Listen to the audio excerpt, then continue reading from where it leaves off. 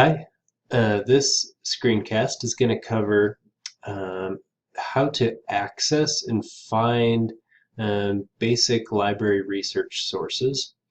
So to be doing library research, you're going to want to be able to find a variety of types of research sources.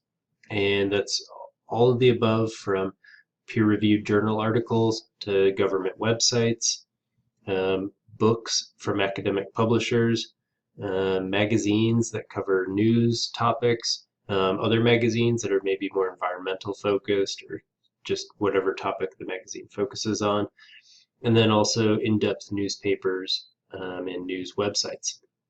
So there's a ton of research out there, and it's can be incredibly daunting. And that's, I think, one reason why you really want to use the library tools. It's because it's organized and structured in a way that can help you find it.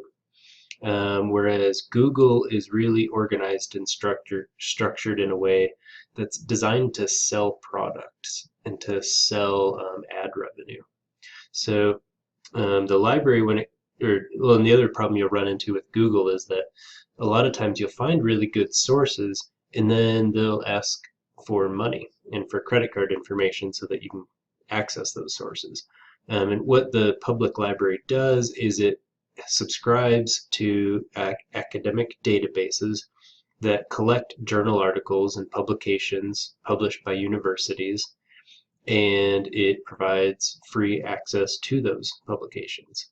So you don't have to sift through free sources versus paid sources like you do on Google. Also, with library research today, it doesn't look like this traditional old model library, which is just full of books. Although you do have access to all of these books, probably every single one of these books in this library you could get a hold of. But most of the sources you're going to be looking at these days are going to be digital articles and stuff that's published online. And so really, to get you started to do library research, you really only need, I think, four things. You need a computer with the internet, and you need a library card. And you can also use your Wolf card if you got a student ID through Front Range. You can take it to the library, and at the checkout desk, they'll activate it with the library, and you can use your student ID just like a library card. But you absolutely need to get a library card in order to do academic research. You need some kind of a question, otherwise you're going to be kind of out to sea with doing research. And I think the other thing that is probably most important is you need a positive attitude towards library research. Go at it with a sense of curiosity and with trying to learn and understand the different kinds of arguments and sources and viewpoints behind your issue question. I think that level of curiosity will make the research process more interesting for you and help keep you motivated as you go through it. Here's just a simple list of places where you're likely to find good sources for academic research. And I would write this list down because you can use it in any of your classes. If you're doing a history class, biology, any class where you might have a research paper. And I tried to categorize it by useful databases or places that house academic journal articles, except maybe CQ Research is more of a government site. But Academic Search Premier and JSTOR are both academic article sources. Books, you have the library catalog, and you actually, through the Front Range Library and through the Fort Collins Library, you have access to the Downtown Library, the Harmony Library, and the other library that's out east of town. Additionally, through Prospector, you have access to almost every library in the entire state of Colorado, as well as a few in Wyoming and Kansas. So that's a huge source of books. The trouble with Prospector is that it takes a long time to get sources. So it's recommend starting with the library catalog when it comes for looking for books. In terms of news and magazines, ProQuest News gives you access to almost every newspaper in the country. It's a huge bank of information and news sources. That said, you have to be very careful to look up the individual newspaper that you're citing from so that you're not citing information from a questionable news source, because it doesn't have as strong of a filter as these databases do in terms of what it allows to get published and included in the database. So it counts as a database, but it doesn't count as a peer-reviewed academic source. Another one is SIRS, or Social Issues Resources Center, I believe is what it, Social Issues Services, I think maybe is what that S is. And it's a good source of issues, but when you look at the actual articles in that database, they tend to be pretty heavily biased and their information isn't very reliable. So it's a good source if you're looking for topics and for debatable issues to start your research process, but I wouldn't trust it in terms of information. And when it comes to citing stuff, EasyBib is a useful tool where if you know the publisher and you know the author, all the information that's given to you, EasyBib helps you enter it in and it'll spit out a citation for you.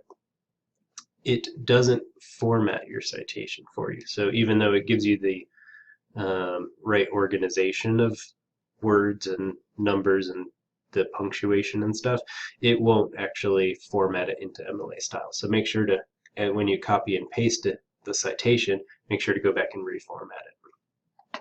Okay, so the next step is, how do we get access into these databases? And to do that, there's two ways to do it, I think, that's easiest for getting to our library. And that's go to the Front Range home site and go to Campuses, and here's the button for Libraries. And in here, you can click right away Harmony Library at Larimer Campus. And that's a nice, easy way to get there. Also, I just want to point out while we're here, on the side here, there's links to online resources, tutorial videos, citation assistance. There's a lot of helpful information right here, especially with these tutorial videos. If you want to see more about databases and doing searches, doing citations, there's a ton of videos through here.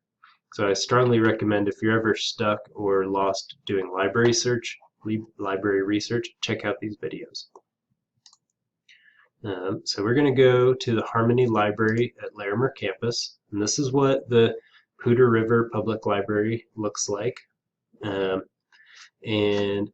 the other way to get here is just to type in Poudre Libraries or to Google Poudre Libraries and click on the link. It takes you to the same basic website right here. And from here, I'm going to start off by showing you books. But to find books, you can just click on this search bar right here. And if you enter in a topic, you could really type in about anything here. Let's say maybe we'll do Game of Thrones.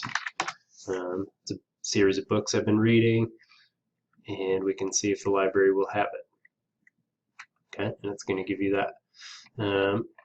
And you could type in more of an issue. So maybe if you're interested in climate change, you can type in there, and it'll give you books that the library has.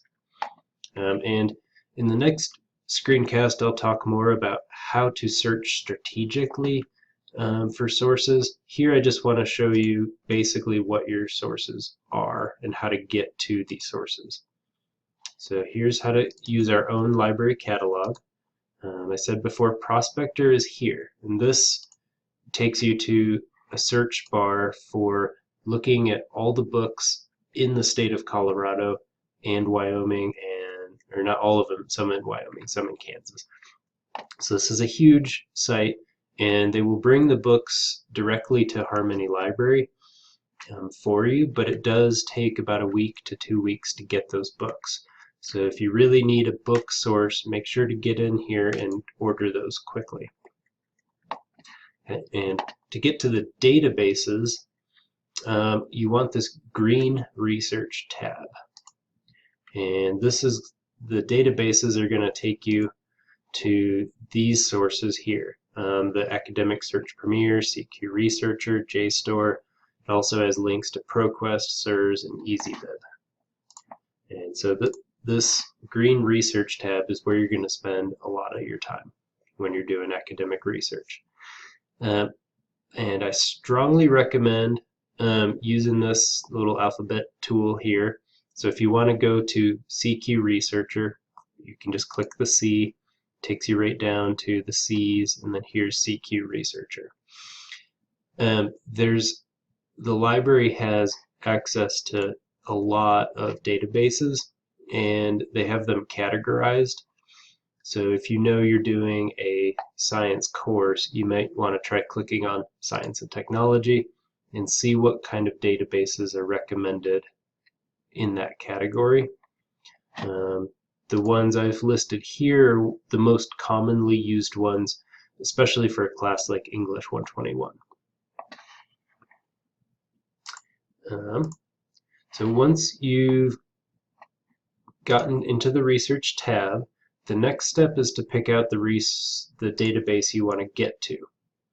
And I almost always recommend starting with Academic Search Premier because that's the biggest, most comprehensive database. And it has really excellent search tools. And so it's going to be a good starting point. What you see when you click on it is going to be a login. And this is where you absolutely need to get a library card, and the barcode tells you how to get in.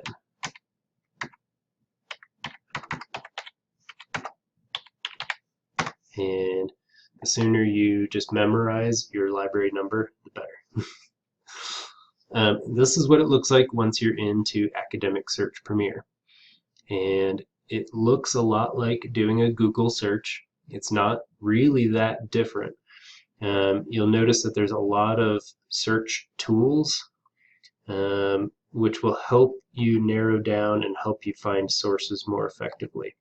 And again, I'll do a separate screencast on strategies for finding sources, but for right now, I just want to point out that here's where you type in what you're searching for. So we'll say climate change, I'll stick with that.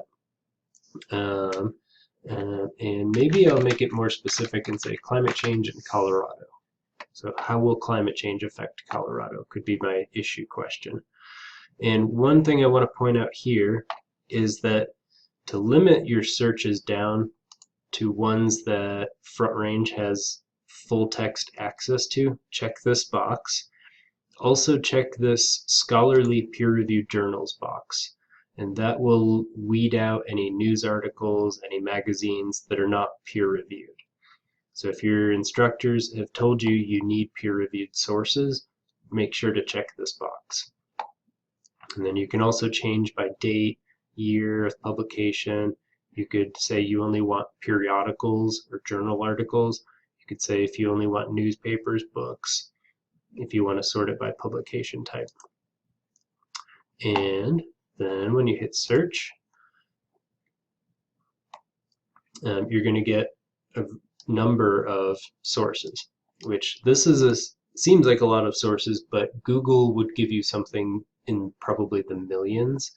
And so it's already narrowed down to articles. You have the full text readily available. You can just download the PDF for it. And also ones that you know are scholarly and peer-reviewed. So that's basically how you get access to these sources. Each of these databases have strengths and weaknesses, and that next screencast will go into how to search strategically for good academic sources.